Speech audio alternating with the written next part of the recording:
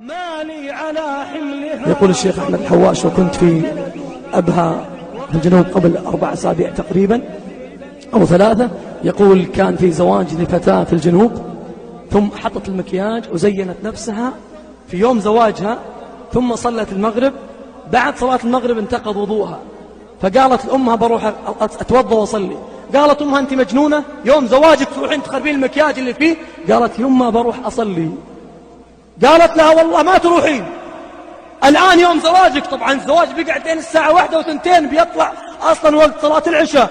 قالت: والله يا أمي والله ما أقدم أحد على رب العالمين، هالعالم كلهم خفتي عليهم عشان لا يشوفون شكلي والمكياج طايح ثم ما أعجبهم، وما همك أني ما أعجب رب العالمين وأغضبه؟ لا والله ربي ينظر لقلبي، والله لأصلي، ترى بزعل عليك. قالت: والله يا أمي لا أطيعك في معصية رب العالمين، ووالله لا أقدم أحد عليه. وراحت قدام أمها وأمها زعلانة وقعدت تتوضأ وتنسكب المكياج واغتسلت وتوضت، ثم جاءت وفرشت سجادتها وصلت، فوالله سجدت وهي آخر سجدة لها في الدنيا.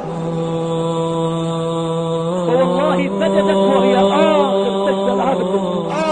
سجدة لها في الدنيا. فوالله سجدت وهي آخر سجدة لها في الدنيا.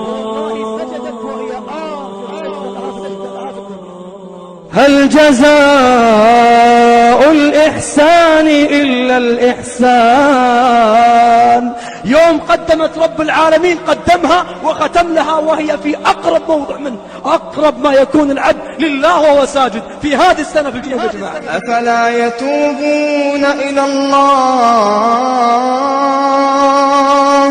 أفلا يتوبون إلى الله ويستغفرونه، أفلا يتوبون إلى الله ويستغفرونه، والله غفور رحيم.